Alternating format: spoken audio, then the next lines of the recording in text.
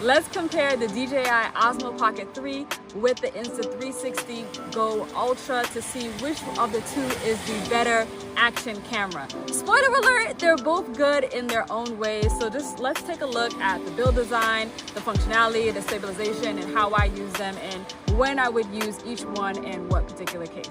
So we are shooting this video live in Antigua. We're in Hawksville right now. We are at the beach and the views are just immaculate. So we're gonna be using these out in the sun and we'll see if they hold up to the Antiguan sun.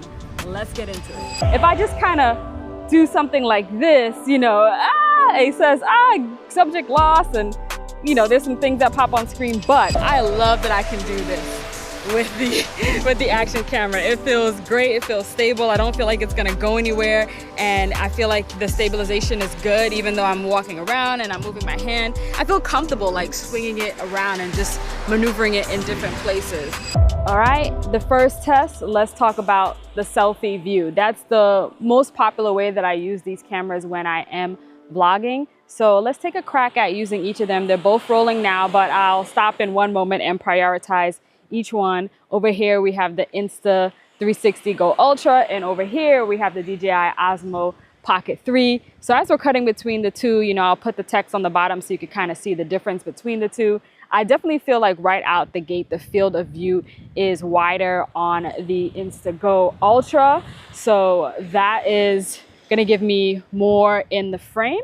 But also the DJI tends to be a little bit, more cinematic, depending on how you use it. I think the Go is going to give you more sort of POV action shots. So like right now, I would feel more comfortable swinging this camera around because of the form factor. I'd feel a little bit nervous swinging this one around. All right, but let's do a quick test, selfie mode with each of the cameras, and let's start with the Insta360. Now I am using the Insta360 Go Ultra in the Antiguan sun, and I love that I can do this with the action camera. It feels great, it feels stable. I don't feel like it's gonna go anywhere, and I feel like the stabilization is good even though I'm walking around and I'm moving my hand. I feel comfortable like swinging it around and just maneuvering it in different places. So in terms of just like portability and how it is as a unit itself, I think I really love the form factor of this camera. Like I could just swing it around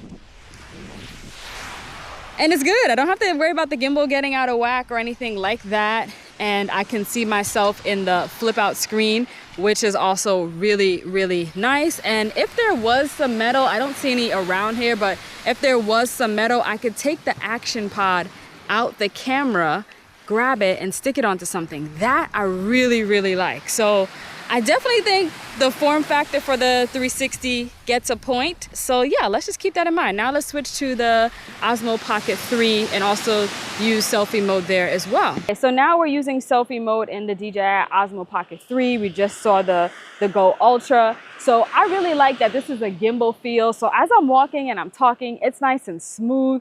It is rocking with me. It is actually following me even with the spin test. But if I just kind of do something like this, it says, subject lost, and there's some things that pop on screen, but it's still great that it picks me up and it begins tracking me as well. So I love that form factor as well on the DJI Osmo Pocket 3. And I love that I can easily just tap on the screen and flip the field of view, and now we see the ocean. I mean, I can easily just take the Go and just kind of do something like that as well, but I then would have to flip the screen down, which is not a huge deal, but I do love that the Pocket 3, you can flip that camera front and back and the screen stays in a position that you can easily see it. So I'm also gonna give the point to the Pocket 3 as well in terms of form factor. They both have different form factors, but they each have unique purposes. All right, let's get close to the water and try a close to water test to see what the shots look like. I really should have worn some sandals. I didn't know that I was gonna end up at the beach, but let's get some close to the water shots and try not to get too much sand in my shoe. Okay, this is my close to the water test on both cameras. I just have it here pointing at the ocean as the water comes in. And yeah, you can see what the field of view is between the different cameras and yeah, what the shot looks like. I think they both are gonna look really, really nice. I think they both are. Let's do a little panning motion on both of these.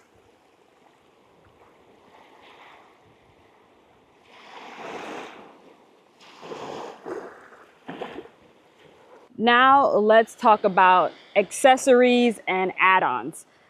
So the Insta360 Go Ultra has some great mounting accessories.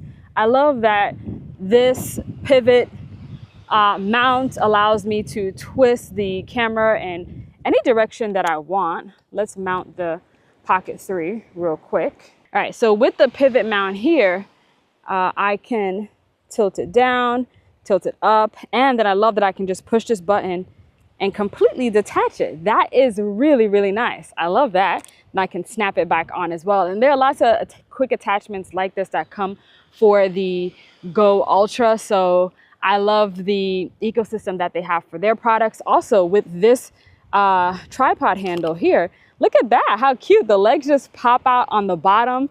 So that's really, really nice. I can stand this up. So it just comes with a lot of great accessories. It does come with a mic as well. I need to update it so that it can work via Bluetooth, but you can also plug it in via USB-C. I forgot to bring the adapter with me. I also forgot to update this before I came out onto the beach, but I can confirm that the Mic Air does work and it sounds good in its own right as well. I will say regarding attachments, the Pocket 3 does have an advantage where the DJI mic does record. However, it's not as small as the Mic Air. So, you know, there are pros and cons to each mic attachment. Now let's briefly talk about some of the attachments for the Osmo Pocket 3. For one, you get this handle here that you can just clip as a battery handle. So it extends the life of the device.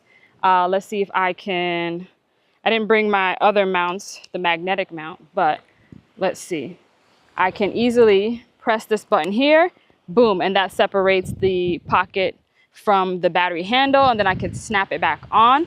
So I really like that. Just make sure that snaps in there.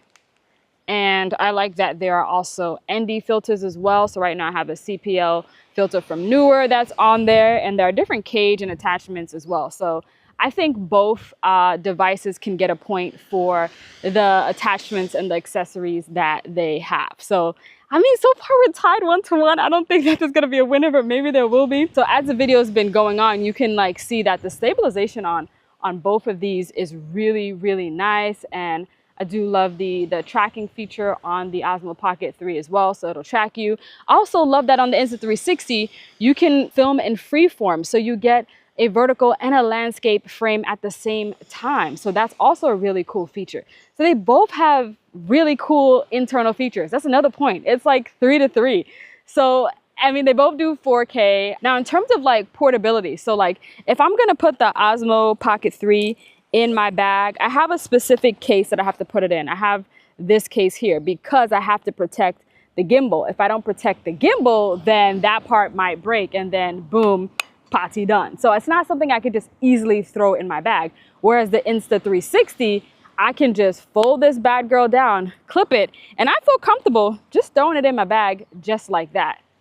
So that's one thing advantage over of the Action Cam. However, you don't necessarily get that 360 follow, if you will, on the DJI. As you can see, I'm walking around and the DJI Pocket is following me. So I'm gonna get back in the vehicle soon. I'm gonna get some shots on the beach using both of these devices, but I think it's safe to say that they're both awesome. They both serve different purposes.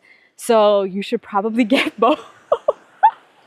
I know not everyone's in the position to get both, but if you can, go for it. I definitely use the Pocket 3 for more, you know, vlogging, also sit down stuff, also like demonstrating products. So like I like that with the, you know, Pocket 3, let's say I have a pen, I can like bring the pen right up to the lens. I think it's trying to track me, but it will, and you know, for all intents and purposes, focus on the object in product demo mode. So that's quite nice. Let's see if it does something similar here. Not quite as much. So for like product demos and things of that nature, definitely the Osmo.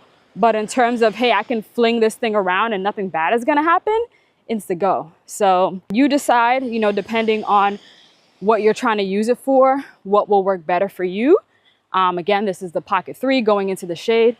This is the Action Go Ultra going into the shade. So both of them are really great. I'll continue to get some B-roll from both and you make your choice. But for me, I think I'm gonna keep them both. This is linear on the